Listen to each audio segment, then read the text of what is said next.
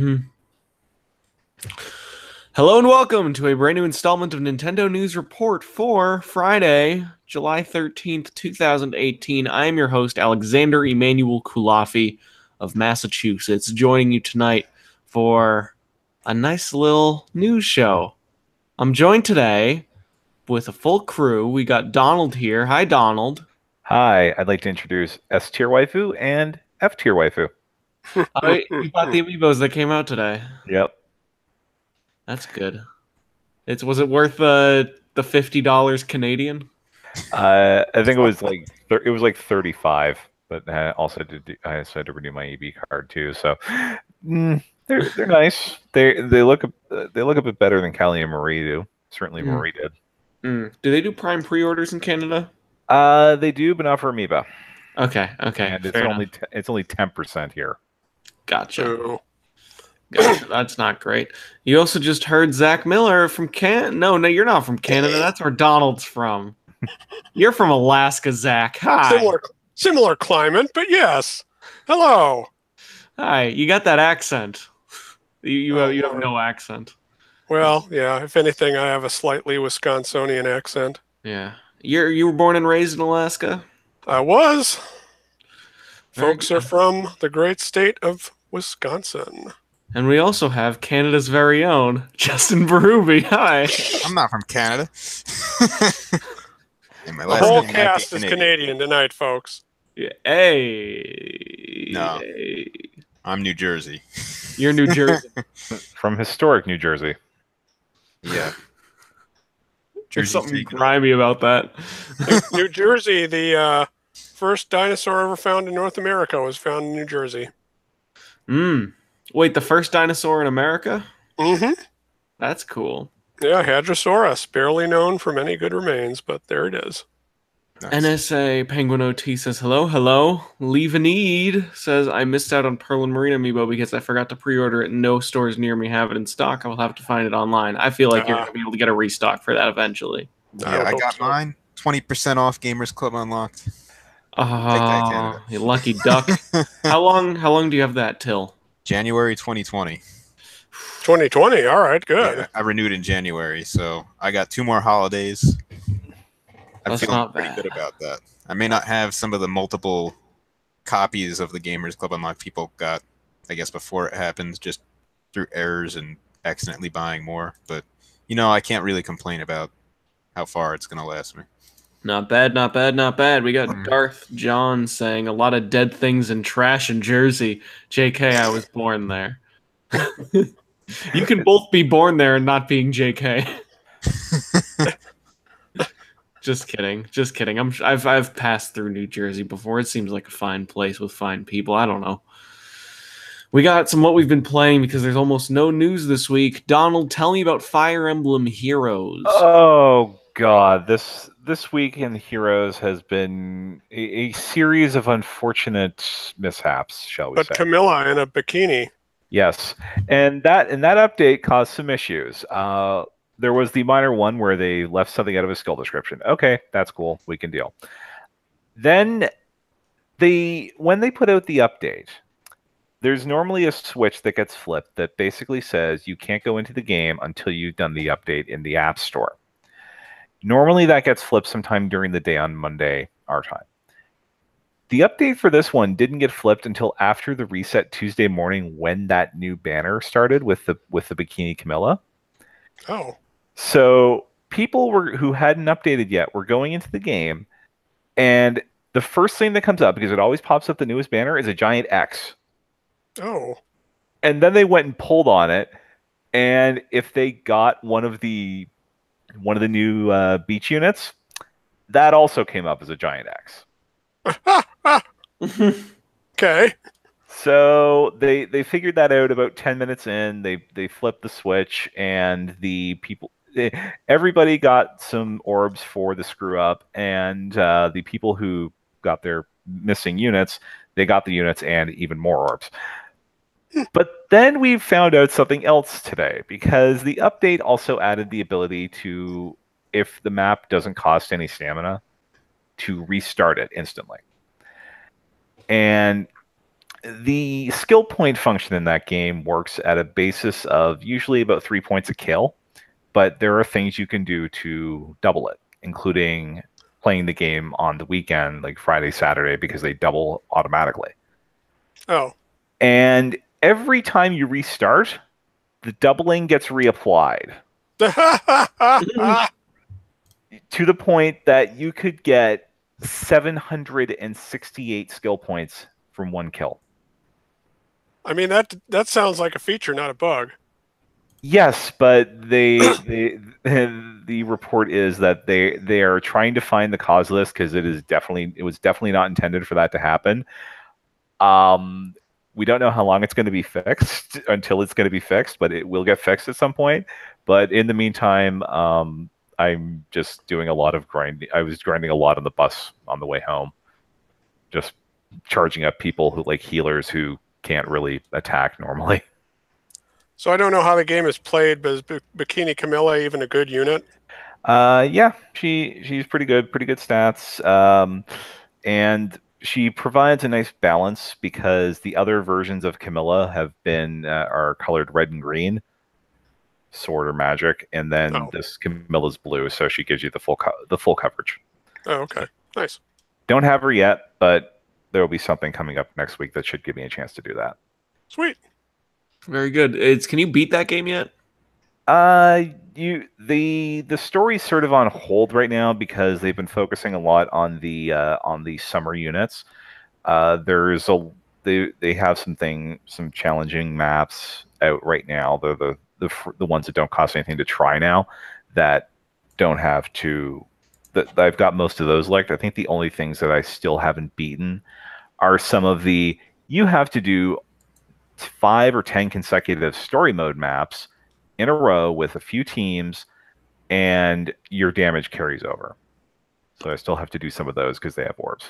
Okay. Like a boss rush kind of thing. Yeah, boss rush or like a marathon mode. Ugh. Okay, so people are still playing Fire Emblem Heroes, which is a good thing. Although it sounds like the game is slightly chaotic right now. Yeah.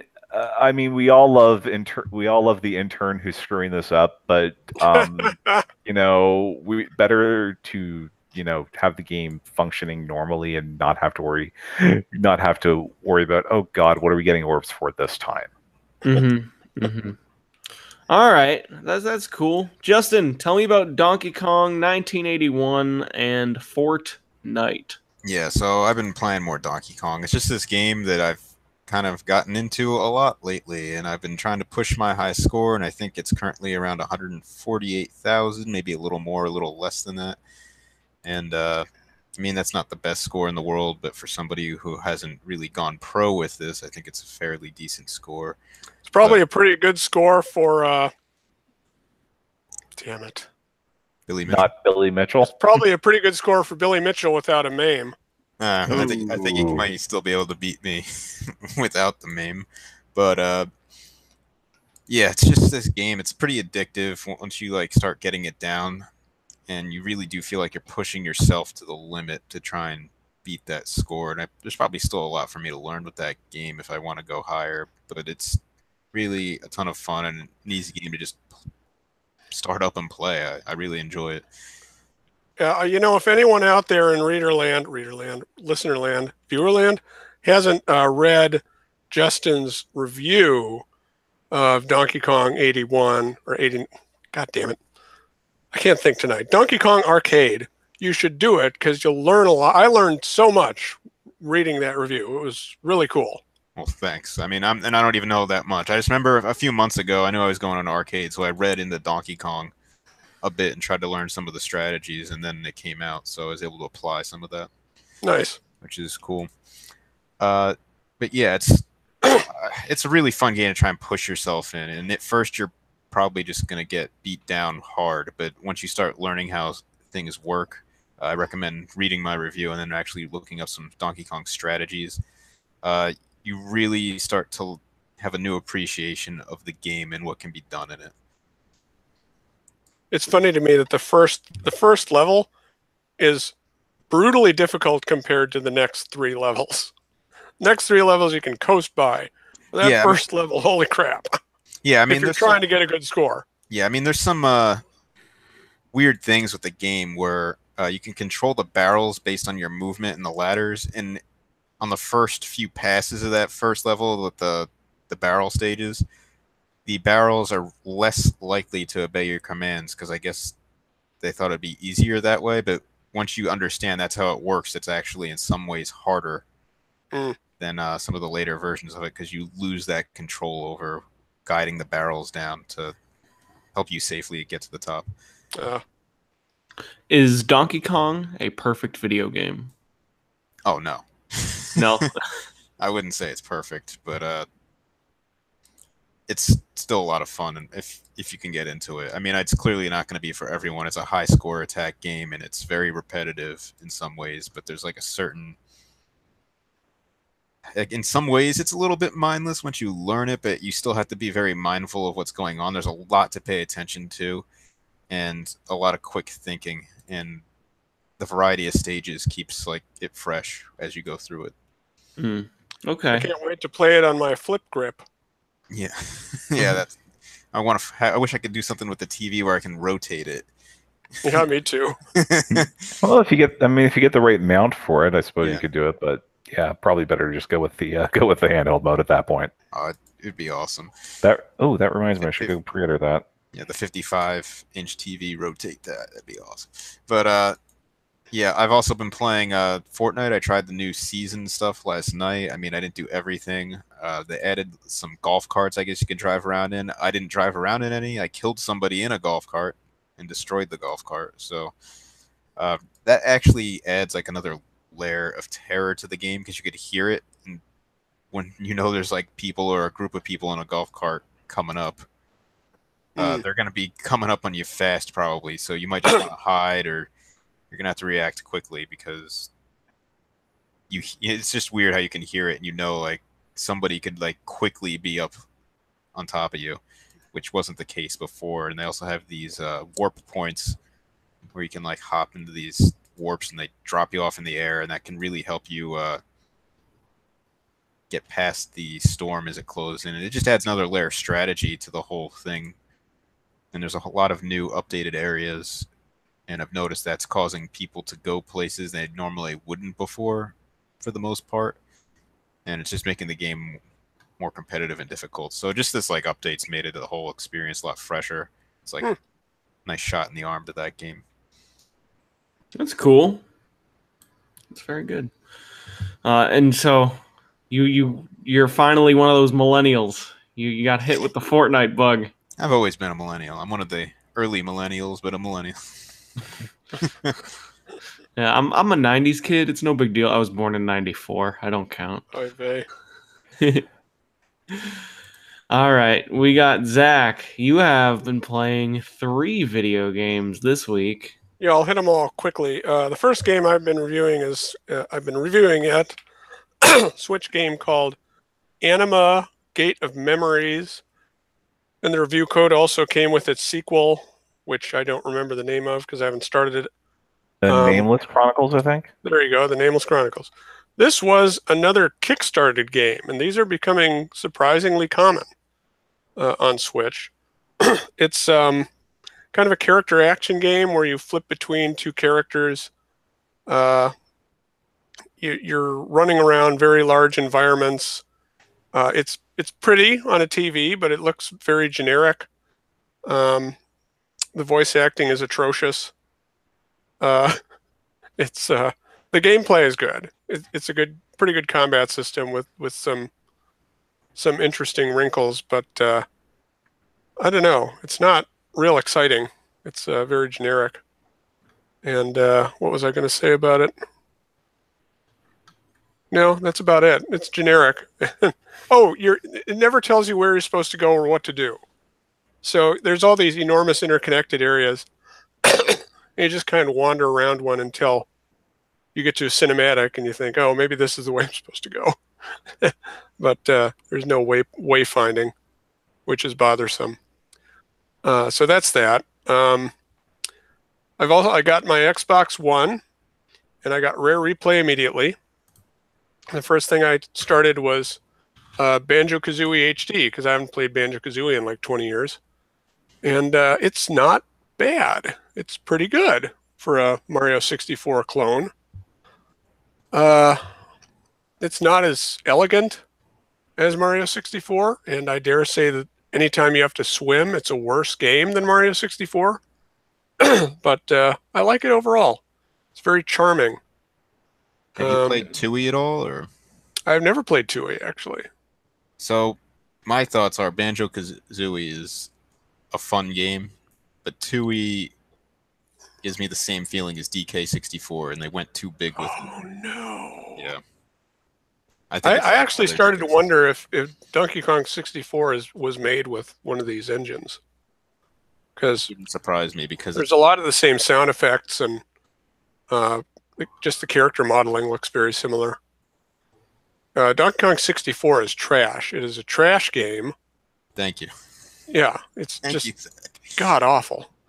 So if Banjo 2D is anything like that, I think I'll stay away. I think you collect enough shit in Banjo Kazooie 1. I don't. I'd be interested for you to try it at least. Okay, I'll try it. Because I want to see if you get the same feeling that I do. Okay, well I'm about 4 levels deep in Banjo Kazooie. There's 10 jiggies in every stage, and they haven't been that hard to get. So I may have enough to beat Cackaletta before too long. But the real reason that I bought an Xbox One for Rare Replay was Battletoads on the NES, which I haven't played since I was 10, man. And Battletoads was one of those games that you have as a kid. You don't have a lot of NES games when you're little, so you just play the shit out of it. And I got so far on my own, no Game Genie or anything. You know, it was all muscle memory, but I could never get past a stage where you're trying to outrun a giant rainbow-colored orb on a bike. I don't know what I was doing wrong, but I was doing something wrong. But playing it now, there are some problems with it. Yeah. You know, Yeah. it's not a perfect game by any stretch, but it's nice to have a rewind feature and save states, or save, you can save whenever you want.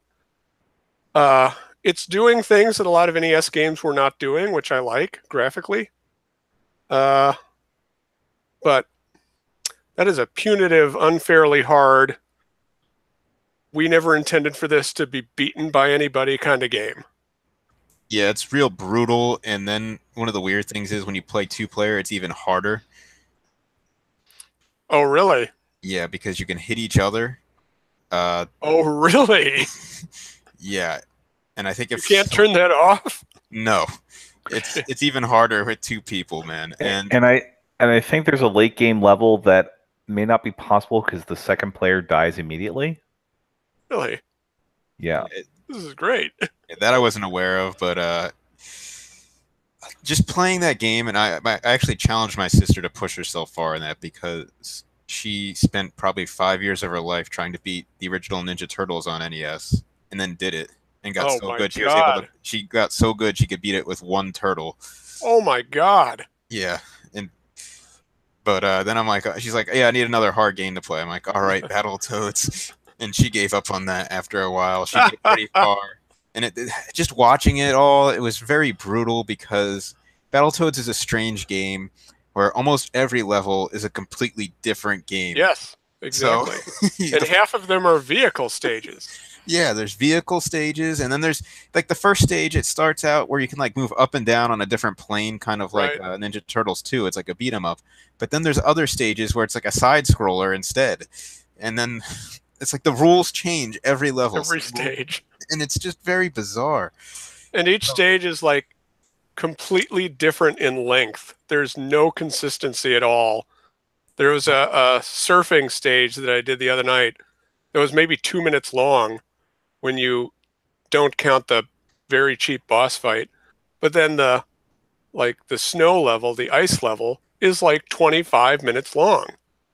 If you Yeah. don't die all the time. It's just a ridiculously balanced game. And I was only able to beat it when I was little with a Game Genie.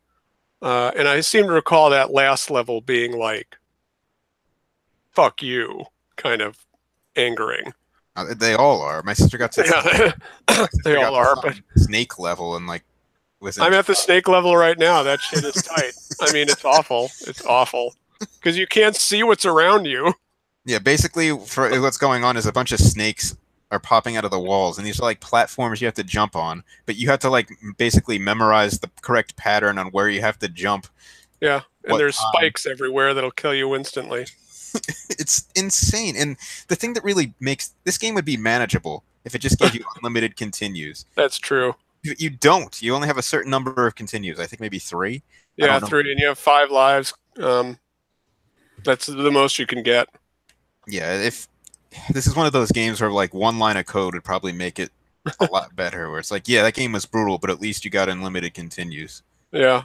Now, after I beat Battletoads, I intend to play Battletoads Arcade, which is essentially Battletoads Super Nintendo, and see if they made any improvements.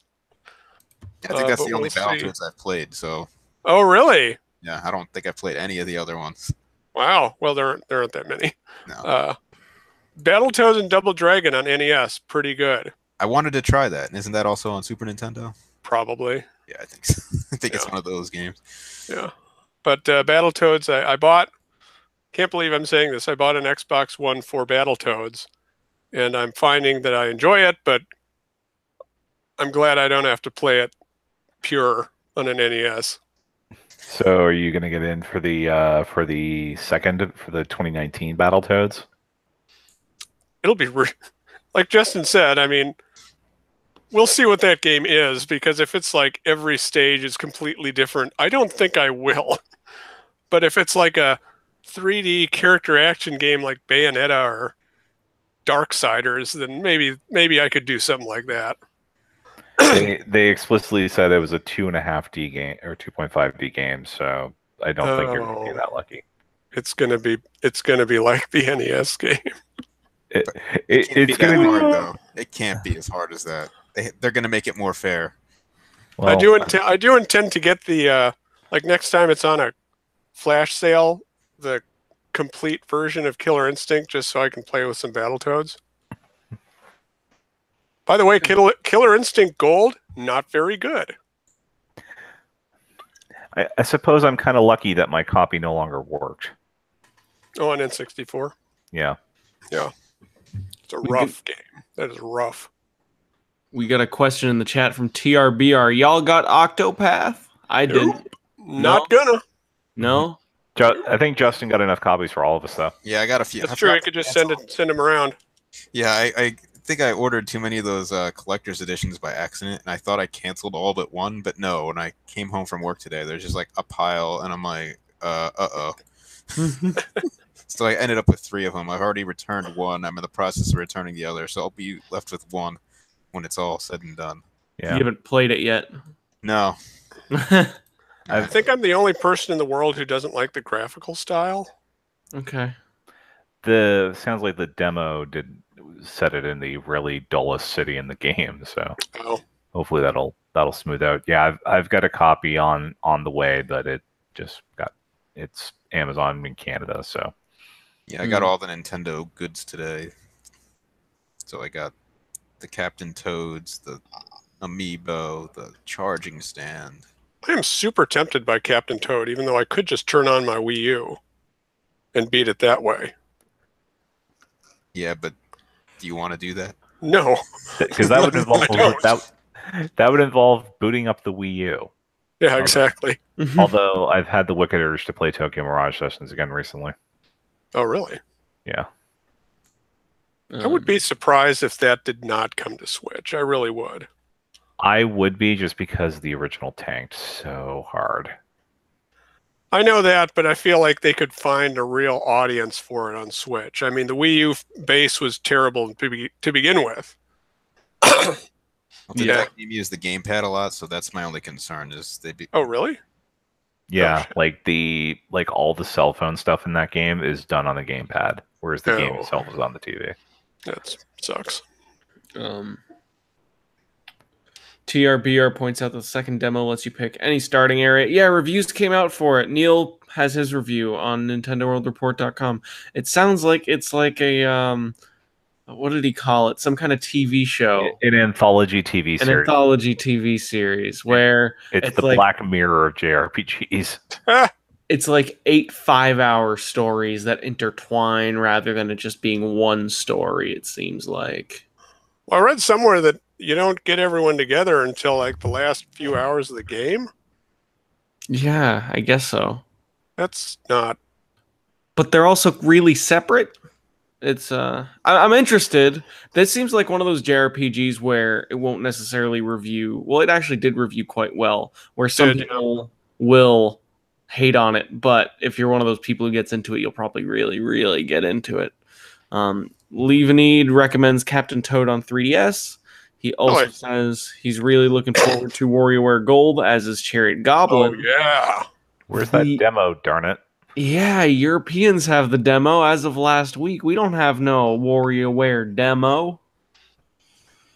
That's because to get the demo, you need to support the Crowdfarter campaign.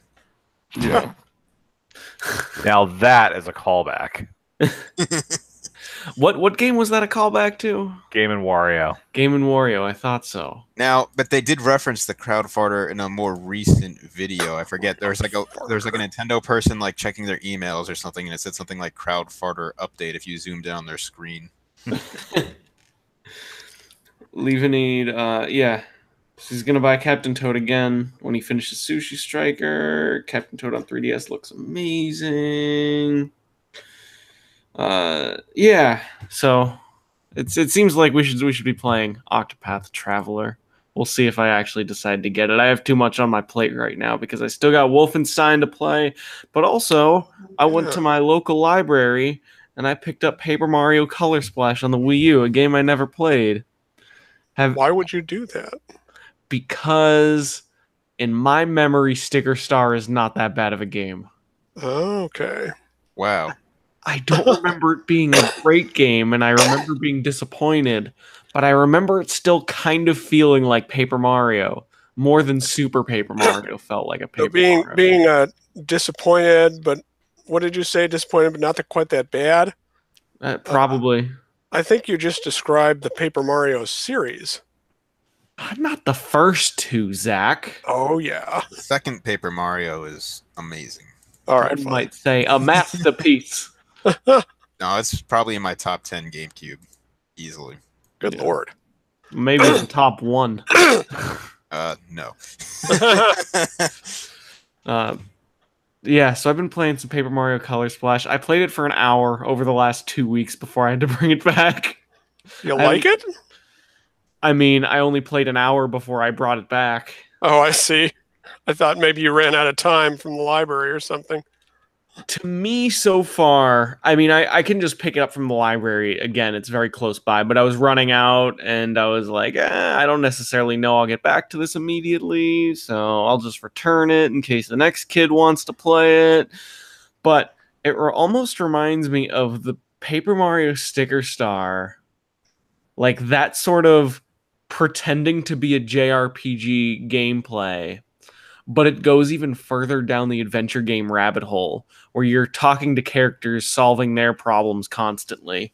It's kind of level based, but not really. The combat is extremely easy. Only played an hour, of course, so I barely got out of the tutorial area. Played like maybe 2 levels outside of the initial area.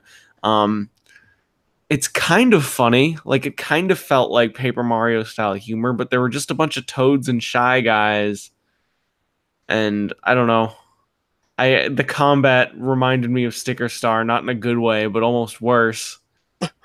I didn't necessarily finish my hour and change thinking, boy, I want to play. You get nothing for the combat? Isn't that part of the problem? Yeah, you get coins, which you can use coins. to buy stickers, except you get so many coins and stickers outside of the game as is. Oh. Yeah. Great. Yeah, that was a problem with Sticker Star. Did any of you play the new Paper Mario game? Well, I think I was one of those people that managed to get in on the preload before when it went up 2 weeks early and actually got the full game. I I think I got into like chapter 3 and it was perfectly acceptable, but and I think it was if it tells you what 2016 was like, I think it was like number 4 on my list. But Damn. again, that was more of a sign of 2016, and I think most of my game of the year list that year was Spite. Yeah. Well, Yeah. I would say that was the worst year to be a Nintendo fan. What else came out that year? That was the year the Wii U died, and well, So realistically, the that year was after it came out. So that was Amiibo Festival. 2014. What? Oh. no 2020 Amiibo Festival was 2015. That was Okay. the year where they basically had one game for the Wii U after June, and that was Paper Mario. And I remember also, that. and also, you people who hated excessively on Metroid Prime Federation Force. Man, that game's friggin' great. That is, yeah, that's a hidden gem. Cherry Goblin points out that Rhythm Heaven Mega Mix came out in 2016. I thought about that game the other day.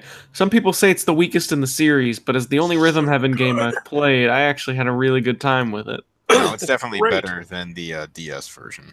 Oh yeah? Okay. I've played every Rhythm Heaven that's come out in North America, and I'd possibly rate the 3DS one best. It's just I think I'd rather be able to play it on a full screen TV and get other people involved. Isn't the big compromise, quote unquote compromise with the 3DS games that it's way more accessible and by extension easier? I don't agree with that. The later stuff is really kind of hard. Yeah. I don't know. I remember it being an okay challenge. The problem I have with Mega Mix is the whole story stuff. It's completely meaningless and just adds a lot of text and garbage between stages. I dislike the tiers where you have to do perfect on one and you have to pay coins to take the chance. Yeah, I didn't like that either. That pissed me off. But I think after a while, they just give it to you. Yeah, I don't think they do those forever. Luvenede says, I love Mega Mix. Chair Goblin adds Mega Mix over Fever. So there you Yeah. have it. Well, the nice thing is Mega Mix has pretty much all the micro games from Fever. Mm-hmm. Mm-hmm. I hope there's a Rhythm Heaven on Switch, even if it's just like Mega Mix Deluxe. Yeah, because I think wasn't the issue that the main composer for the game had like cancer. Yeah, I think something like that. Yeah. But Paper Mario Color Splash does not get the full recommendation this time. we have 2 news stories to talk about this week. Nothing too major. Warframe's coming to Switch. It's a panic button. It's a panic button port. Warframe, I played about 20 hours of that one on PC. It reminds me a lot of Metal Gear Rising Revengeance, except it's not as technical as Metal Gear Rising Revengeance. It is free-to-play, kind of crafty, kind of Diablo-y, kind of Destiny sort of thing. I had a really good time with the 20 hours I played, and I do recommend it when it comes out. It doesn't have a date, it looks like. Yeah, it's just they announced it at like a fan convention. No date was given. Just so everyone, just because I'm sure this is probably going to come up, there is no sort of linking of accounts. So either way, your PS4 stuff is going to be siloed from the Switch stuff, from Xbox stuff, and all that. Because I remember Warframe being like one of the free games at PS4 launch. Yes. Oh, wow. Yeah, I played that at E3 2013. I don't remember much of it then, but in what I played of it last year, it's quite a good free-to-play shooter. So, there's some Warframe. Look forward to that in the near and or distant future. And our last story is Smash Amiibo got a release date.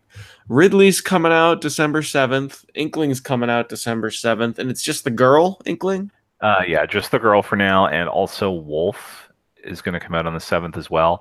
Fun fact, as of about 2.5 hours ago now, Wolf was sold out at Amazon. You could still get Ridley. That's shocking to me. Either they are way overprinting the number of Ridley amiibo, or we kind of overestimated how many copies of a boss from a C-tier Nintendo franchise was going to sell. Aw. Well, then again, they just announced Wolf, so maybe they're just taking initial pre-orders now, because I think they've been taking... Haven't some sites been taking these amiibo pre-orders, or maybe not? I don't know. I think those pre-orders pretty much went up with the announcement from Nintendo's Twitter that they're live. And here's the date. Okay. But Wolf was the only one we didn't know about prior to this, so that could have something to do with it. The Wolf one looks pretty cool, all things considered, but the Ridley one looks really cool. I don't even like Ridley. My problem with the Wolf is it looks like his shoulder pad is too close to his eyes. It's gouging his eye out, yeah. It's a very Justin problem. Hey, I think they said on some Nintendo Japan site, like official Japan site, that all the characters will be getting amiibo. Has anybody else? Interesting. Yeah, that because they're reissuing a lot of the older, for the people that had Smash 4 amiibo, they will get reissued. And actually, they'll be cheaper than the Ridley, Inkling, Wolf trio, because the apparently the MSRP on the new ones is $3 more. But I'm looking forward to the Ice Climber amiibo that has to be coming. So that's probably going to cost more than any of them. Well, that'll be that'll be technically 2 characters, so I suppose. But they have to fit 2 characters on one base. Well, they did something similar with the newer Pikmin one. Yeah. You know, that didn't cost too much. No. I'm just excited to see some of these characters get amiibo. Yeah, $15.99 MSRP in the US for the new ones, but the old ones reissuing are going to be at $12.99. So it is all of the older ones that are being reissued. They didn't specify. They just said that older Smash amiibo will be reissued, but you'll probably be like, we'll probably see stuff like Link and Mario. I think there's been some listings on I think it's the CPSIA, is the Toy Authority. I'm excited to see. Sorry. That Nintendo's amiibo listings tend to go up through that. I'm kind of hoping for like Smash Wario or Toon Link or something. I want Snake. Yeah. You'll do a Snake one. Yeah. Oh no, they said all the new characters were going to get them. So yeah, nice. But I think they said most or just some of the old ones would be reissued. So I don't think every one is going to come back again of the ones that were in Smash Brothers for Wii U and 3DS. This Ridley amiibo looks really good. Yeah, I'm looking at it. I could pick it up. We'll see.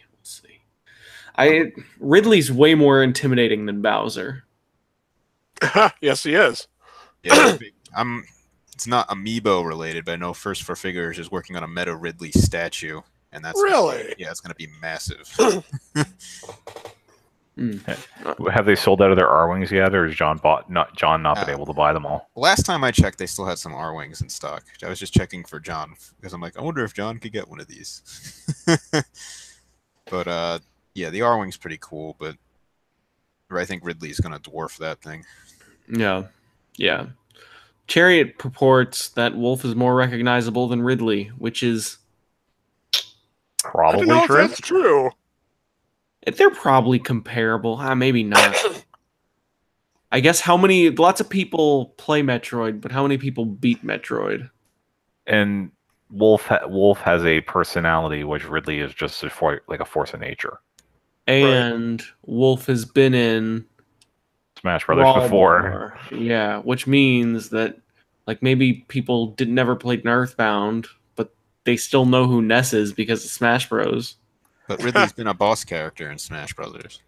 Yeah, that's not the same. And he was a stage hazard. Yeah. People don't know who Lucas is, but they probably know him now from the Smash DLC. Yeah. And same with Captain Falcon. Yeah. Sadly. Maybe an F-Zero game someday. Give us the open world F-Zero, you cowards. All right. I think that's a show. I think we're ready to call it. Unless we want to go into how former Wii U game Aliens Colonial Marines was literally screwed by a typo. Yeah. What? I want to hear about this. Okay. Okay. Yeah, explain it. Yeah, so someone was looking into the files of the PC version of Aliens Colonial Marines, which at one point was tabbed to come to Wii U, but then, well, the game came out and was a piece of junk. There was an AI setting that they meant to have the word tether in there to control how the aliens acted, and instead of spelling it TETHER, they spelled it TEATHER, which did nothing. So basically, the aliens were complete morons because they had no real AI routine. Somebody went in there, fixed the typo, ran the game, and apparently it's like night and day. Oh my god! To the point That's that the now greatest thing. people are recommending the game now based on this one fix. Wow. Recommending it based on the fact it was also $3 in the Steam sale, to be fair. Yeah. Wait, so people think it's an actual decent game now? Maybe Well, a it's better Probably game. better. Yeah, it's way better than how it launched. Let's put it that way. That is too funny. The lesson here: always check your spelling because it can come back to bite you. The Sheesh. improvement, this is from the Recetera thread. The improvement is immediately recognizable in your first encounters with the Xenos. While they still charge you perched on their hind legs, they now crawl far more often, flank you using vents and holes in the environment, and are generally far more engaged and aggressive. 5 years after release, a single letter managed to overhaul the entirety of the enemy AI behavior in the game. Holy shit. Wow. Imagine what the game... Well, actually, no, I remember. I think Jim Sterling posted video footage of just, like, the xenomorphs, like, lunging at you very, very stupidly. Yeah. Wow. That's incredible. What a crazy little thing. All right.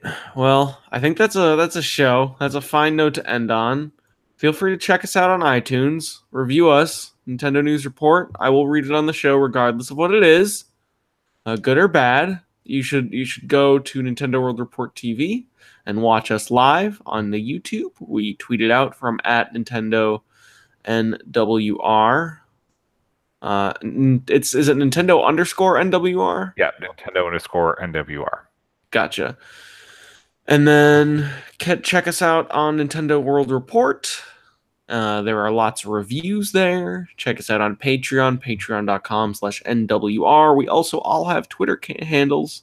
Twitter candles at ZMiller1902, ZMILLER1902, at Donald Mick, DONALDMICK. Cheap.